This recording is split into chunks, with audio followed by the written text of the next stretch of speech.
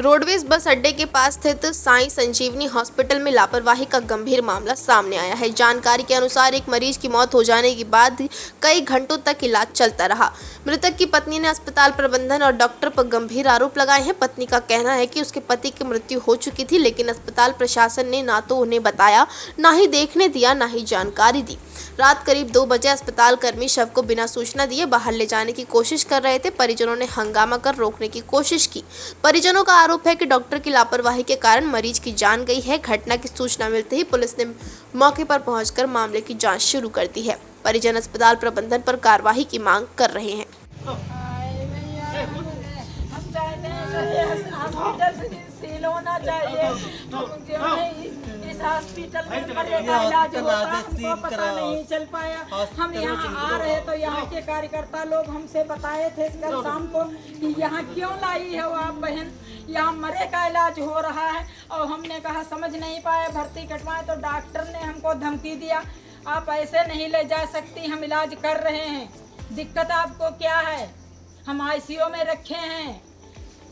इस तरह मरे की इलाज इन्होंने किया, पैसा लूट लिया। पैसा अगर चाहता था तो हम जो अपनी झोपड़ी बनाए बेच के दे देते इनको, हम रोड पे छप्पर डाल के रहते, लेकिन हमारे साथ इन्होंने ऐसा गद्दारी किया। ऐसा हर महिला के साथ होगी जब तक हॉस्पिटल ये खुला रहेगा। ये हॉस्पिटल सील हो जाना चाहिए। हम कुछ नहीं जानते, हमको अंधेरे में रख के, मेरे छोटे छोटे बच्चे थे, मेरे 3 छोटे लड़के थे, एक छोटी लड़की थी। मैं बहुत परेशान हो गया हूँ इस हॉस्पिटल से। इस हॉस्पिटल में इतनी लूट मच गई है। अपने हस्बैंड को ले जाओ, हम क्या ले जाकर हम क्या बॉडी दिखाए, पहले दिखा देते आधा घंटा, तो पहले इन्होंने नहीं दिखाया। बाद में कहा कि अपनी बॉडी लेकर जाओ, हमको जाने नहीं दिया। 9 बजे हम शाम को गए, तब से किसी को अंदर जाने नहीं दिया, अंदर किसी को जाने नहीं दिया। कह रहे थे कि ठीक है सुबह घर ले जाना, उसके बाद में ऐसा क्यों? कह रहे थे कि सुबह ले जाना घर, ठीक हो गए अंकल, उसके बाद में ऐसा क्यों हुआ? इतनी बड़ी गद्दारी हमारे साथ क्यों हुई? और मैंने जब इसकी इंक्वायरी करवाई है तो मुझे ये पता चला है कि कुछ दिनों पूर्व सीरियस होकर के मरीज लखनऊ से यहाँ पर संजीवनी अस्पताल, साईं संजीवनी अस्पताल में भर्ती कराया गया था और उसको वेंटिलेटर पे रखा गया था और उसके पश्चात इलाज के दौरान उसकी मौत हो गई। ये मेरी जानकारी में आया है। बाकी वहाँ के प्रबंधन से बात हुई थी तो उन्होंने ये बताया कि मरीज सीरियस था, उसके लिए बताया गया था उनको और उन्हीं की कंसेंट के आधार पे ही उसको भर्ती किया गया था।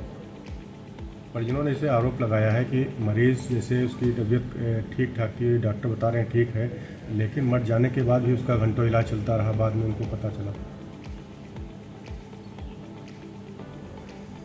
वेंटिलेटर पे कई बार क्या होता है कि वेंटिलेटर खुद अगर जो है कोई व्यक्ति मृत प्राय, सांस बची हुई है और धड़कन बची हुई है तो उसको मृत प्राय ही बोलते हैं। अगर बहुत सीरियस है तो वेंटिलेटर पे कई बार जो है डॉक्टर के द्वारा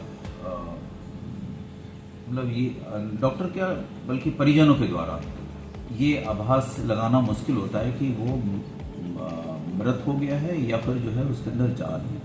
लेकिन जो हमारे जो मॉनिटर्स होते हैं उसके द्वारा इस चीज़ के बारे में बताया जा सकता है।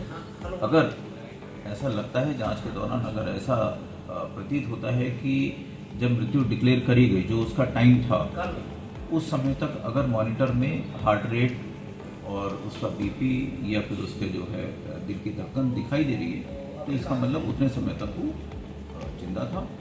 और जब उसकी धड़कन बंद हो गई होगी तो वो मॉनिटर से वो चीज़ गायब हो जाती है, एक सीधी लाइन हो जाती है। तो इसको ये जांच का विषय है, इसको जांच के पश्चात ही बताया जा सकता है।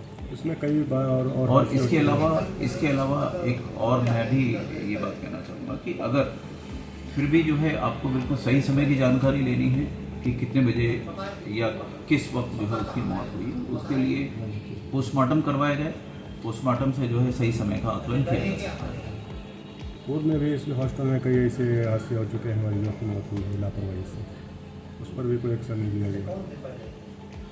नहीं, हमारे द्वारा जो है पूर्व में एक प्रकरण आया था, लेकिन चूँकि वो उसको हमने संज्ञान में लिया था, और लेकिन उसके लिए ये सलाह दी गई थी कि पोस्टमार्टम वगैरह कराया जाए, जिससे कि प्रकरण को आगे बढ़ाया जा सके। शायद उसके परिजनों ने पोस्टमार्टम कराने से मना कर दिया था, तो जब तक पोस्टमार्टम नहीं हो सकता हम सही बात का आकलन नहीं कर सकते।